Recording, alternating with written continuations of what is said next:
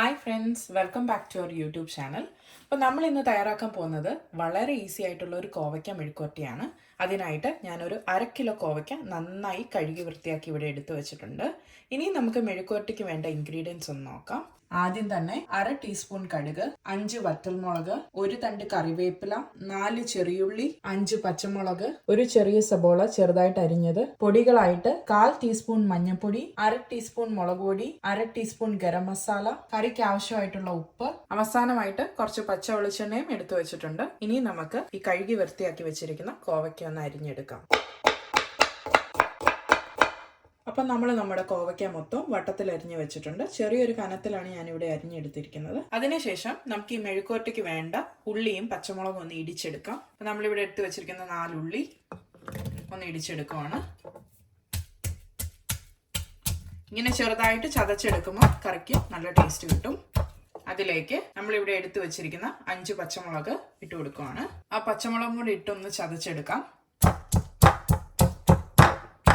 നമ്മുടെ ഉള്ളിയും പച്ചമുളകും ഒക്കെ നന്നായിട്ട് ഇവിടെ ചതച്ചെടുത്തിട്ടുണ്ട്. ഇത്രയും മതിയാവും. ഇനി നമുക്ക് ഒരു പാൻ എടുത്ത് ഗ്യാസിലേക്ക് വെക്കാം. നമ്മുടെ പാനൊക്കെ നന്നായിട്ട് ചൂടായിട്ടുണ്ട്. അതിലേക്ക് കുറച്ച് വെളിച്ചെണ്ണ ഒഴിച്ചു കൊടുക്കാം.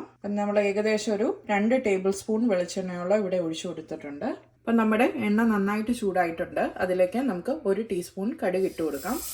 അപ്പം നമ്മുടെ കടുകൊക്കെ നന്നായിട്ടൊന്ന് പൊട്ടി തുടങ്ങിയിട്ടുണ്ട്. അതിലേക്ക് നമുക്ക് വറ്റൽമുളക് ഇട്ട് കൊടുക്കാം. ജസ്റ്റ് ഒന്ന് ഇളക്കി കൊടുക്കുന്നുണ്ട്. ഇനി അതിലേക്ക് നമുക്ക് 1 തണ്ട് കറിവേപ്പില ആഡ് ചെയ്യാം. നമ്മൾ കറിവേപ്പിലയൊക്കെ ആഡ് ചെയ്ത് നന്നായിട്ടൊന്ന് ഇളക്കി കൊടുത്തിട്ടുണ്ട്. ഇതിലേക്ക് നമ്മളിവിടെ ഇടിച്ചു വെച്ചിരിക്കുന്ന ഉള്ളിയും പച്ചമുളകും ഒന്ന് ആഡ് ചെയ്ത് കൊടുക്കാം. ഇതൊന്ന് നന്നായിട്ട് ഇളക്കി മിക്സ് ചെയ്ത് കൊടുക്കുകയാണ്. അപ്പം നമ്മുടെ ഉള്ളിയൊക്കെ മിക്സ് ചെയ്തിട്ടുണ്ട് നന്നായിട്ട്. അപ്പോൾ ചെറിയൊരു ഗോൾഡൻ ബ്രൗൺ നിറമായിട്ടുണ്ട്. അതിലേക്ക് നമുക്ക് ഇനിയും ഇവിടെ അരിഞ്ഞു വെച്ചിരിക്കുന്ന സബോള ഒന്ന് ആഡ് ചെയ്യാം. എന്നിട്ട് നന്നായിട്ടൊന്ന് മിക്സ് ചെയ്യാം. എന്നിട്ട് നമുക്ക് നന്നായിട്ട് ഇതൊന്ന് വഴറ്റിയെടുക്കണം. അപ്പം നമ്മുടെ സവോളയൊക്കെ ആഡ് ചെയ്ത് ഒന്ന് ഇളക്കി കൊടുത്തിട്ടുണ്ടായിരുന്നു. ഇനി അതിലേക്ക് നമുക്ക് കുറച്ച് ഉപ്പിട്ട് കൊടുക്കാം. ഇനി നമുക്കിത് നന്നായിട്ടൊന്ന് വഴറ്റിയെടുക്കാം. ഒരു ചെറിയ ഗോൾഡൻ ബ്രൗൺ നിറം ആവുന്നിടം വരെ ഒന്ന് വഴറ്റി കൊടുക്കാം. അപ്പം നമ്മുടെ സവോളയൊക്കെ അത്യാവശ്യത്തിന് ഇവിടെ ഒന്ന് വഴണ്ട് കിട്ടിയിട്ടുണ്ട്. ഇത്രയും മതിയാവും. ഇനി നമുക്ക് തീ ഒന്ന് ചെറിയ ഫ്ലെയിമിലേക്ക് ആക്കി കൊടുക്കാം. അതിലേക്ക് നമ്മളിവിടെ എടുത്തു വെച്ചിരിക്കുന്ന മഞ്ഞൾപ്പൊടി, ഗരം മസാല, മുളക് പൊടി അത്ര ആഡ് ചെയ്ത് കൊടുക്കാം. എന്നിട്ട് നന്നായിട്ട് മിക്സ് ചെയ്ത് ആ പൊടിയുടെ പച്ചമണം ഒന്ന് മാറുന്നിടം വരെ നമുക്കൊന്ന് മിക്സ് ചെയ്തെടുക്കാം. അപ്പോൾ തീ എപ്പോഴും ചെറിയ ഫ്ലെയിമിൽ വെക്കണം, അല്ലെ പൊടി പെട്ടെന്ന് കരിഞ്ഞു പോവും. അപ്പം നമ്മുടെ ഇട്ട് കൊടുത്ത പൊടിയുടെ പച്ചമണമൊക്കെ ഒന്ന് മാറിയിട്ടുണ്ട്. ഇനി ഇതിലേക്ക് നമുക്ക് അരിഞ്ഞു വെച്ചിരിക്കുന്ന കോവയ്ക്ക ആഡ് ചെയ്ത് കൊടുക്കാം. നന്നായിട്ട് മിക്സ് ചെയ്ത് കൊടുക്കുക. ഒന്ന് നന്നായിട്ടൊന്ന് വഴറ്റി കൊടുക്കണം. അപ്പോഴാണ് നമ്മുടെ ഈ കറിക്ക് നല്ല ടേസ്റ്റ് കിട്ടുന്നത്. അപ്പോൾ ഇതെല്ലാം നമ്മൾ ചെയ്യുമ്പോൾ മീഡിയം ഫ്ലെയിമിലിട്ട് ചെയ്യണം. അപ്പം നമ്മുടെ കോവയ്ക്കൊക്കെ നന്നായിട്ടൊന്ന് വഴണ്ട് വന്നിട്ടുണ്ട്. ഇനി അതിലേക്ക് നമുക്ക് കറിക്ക് ആവശ്യമായിട്ടുള്ള ഉപ്പൂടെ ഒന്ന് ആഡ് ചെയ്ത് കൊടുക്കാം. എന്നിട്ട് ഇത് നന്നായിട്ടൊന്ന് മിക്സ് ചെയ്ത് കൊടുക്കാം. നമ്മൾ ആദ്യം സവോള വഴറ്റിയപ്പോൾ ഇച്ചിരി ഉപ്പ് ഇട്ടിട്ടുണ്ടായിരുന്നു.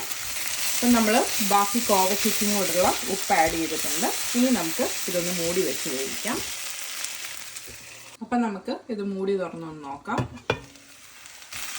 അപ്പം നമ്മുടെ കോവയ്ക്കൊക്കെ കറക്റ്റ് വേവായിട്ടുണ്ട്. ഇത്രയും തന്നെ മതിയാവും. നമ്മളൊരു ഏകദേശം ഒരു 6 മിനിറ്റോളം മൂടി വെച്ചിട്ടുണ്ടായിരുന്നു. നമ്മുടെ കോവയ്ക്കൊക്കെ നന്നായിട്ട് വെന്ത് കിട്ടിയിട്ടുണ്ട്. ഇനി ഉപ്പൊക്കെ കറക്റ്റ് ആണോ എന്ന് ഒന്നുകൂടെ ചെക്ക് ചെയ്യാം. നമ്മുടെ കോവയ്ക്കൊക്കെ എണ്ണയിലിട്ട് വഴറ്റി എടുത്തേക്കുന്നതുകൊണ്ട് കറിക്ക് നല്ല ടേസ്റ്റാണ്. അപ്പോൾ ഈ വീഡിയോ ഇഷ്ടപ്പെട്ടിട്ടുണ്ടെങ്കിൽ ലൈക്ക് ചെയ്യുക, ഷെയർ ചെയ്യുക, അതുപോലെ തന്നെ സബ്സ്ക്രൈബും ചെയ്യുക. അപ്പോൾ ഇതുപോലുള്ള ഈസി റെസിപ്പീസുമായിട്ട് വീണ്ടും നമുക്ക് കണ്ടുമുട്ടാം. Till then, good bye.